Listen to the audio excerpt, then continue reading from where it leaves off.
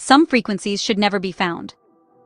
Fog slides between the trees as an abandoned building emerges ahead, and I feel the signal tug me closer.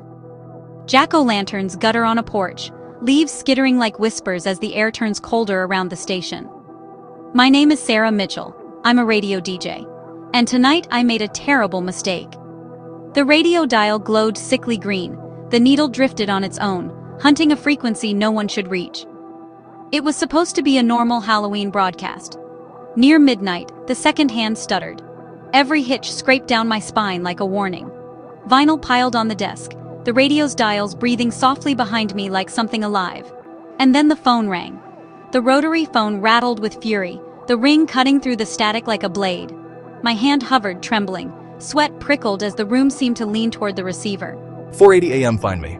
I searched the station archives. What I found changed everything. A yellowed clipping told the story I dreaded. Another Halloween, another voice swallowed by the airwaves. Thomas Whitmore, missing for 35 years. Last seen broadcasting on Halloween night at 14:80 a.m. On an old map, a red circle marked the woods, a dead zone where signals went to rot. I hammered the archives, every click calling up rumors and dead ends and one impossible pattern. CRT glow filled my eyes. The deeper I stared, the more the static seemed to stare back. 5 witnesses. All heard the same thing before he vanished. Meters leapt and needles spasmed, as if something pressed from the other side of the glass. The signal slammed hard, rebounding with hollow taps like knuckles on a coffin lid. The payphone leaked a green halo. The line hummed with a voice I did not want to know. A shadow swelled in the far end of the room, almost human, almost a trick of the tape. My breath snagged. The light caught my eyes and showed me how afraid I already was. The dial twisted by itself, numbers smearing as though time were sliding off their edges. Lights fluttered down a hallway, a stuttering heartbeat that pulled me deeper. I knew I had to find that station. I had to know what happened. I drove into the trees, headlights slicing the fog, while the radio hissed in my periphery. The mist thickened into a wall. The road vanished, and the signal grew clearer.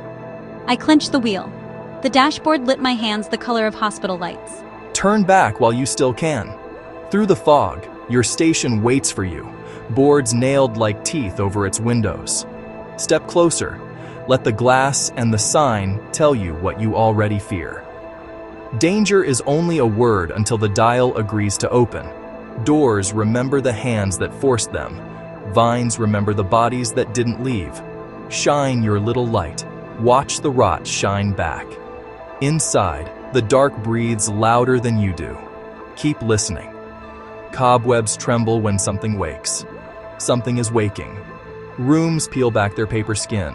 The floor remembers every footstep. Old posters curl like tongues. The signal licks at the edges. That door opens for listeners only. You are listening. No, that's impossible. The transmitter glowed, too bright, too alive, as if drawing breath from the room. A vintage mic swung gently, the cable creaking like a noose in wind. Oh God, Thomas Whitmore's stairs fell into black below me. Each step answered with a wet echo. Moisture bled from the concrete. My breath bounced back at me, too loud. The beam caught a trembling web. Tiny bodies scattered from the light. Metal shelving slid from the dark, dust sifting like ash around old bottles. A black vinyl sleeve surfaced under the light, humming softly like a throat.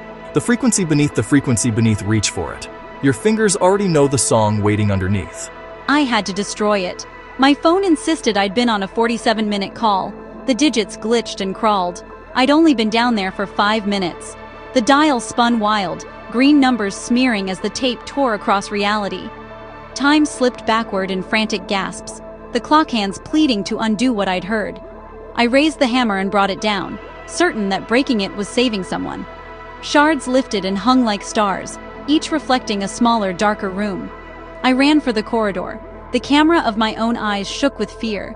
Shadows streaked beside me, keeping pace like hunting dogs. The door blasted open. Light spilled, died, and I stumbled into fog.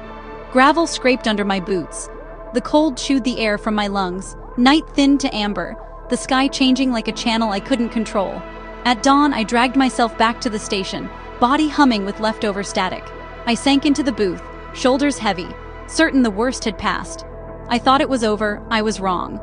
On the dusty glass, someone had written, "Welcome to the frequency," letters carved like wounds. My face gave me away. The message had followed me home. Back in the woods, the old station waited, perfectly still, listening. "Keep out" signs snapped in the wind. I knew they weren't for me anymore. Vines reclaimed the path, as if nature tried to smother the broadcast. If you're listening to this, don't tune to 1480 AM. Static rose like a storm tide. The screen rippled and the audio pulsed in my bones. Some frequencies should never be found. The dial grew and grew until nothing remained but its glow. The world became pure snow, black and white, until a voice stepped through it. A green flash suspended the equipment in darkness, a single heartbeat long. Then only black, a faint static texture moving like breath beside my own. Welcome to the frequency. Like, share, and subscribe for more.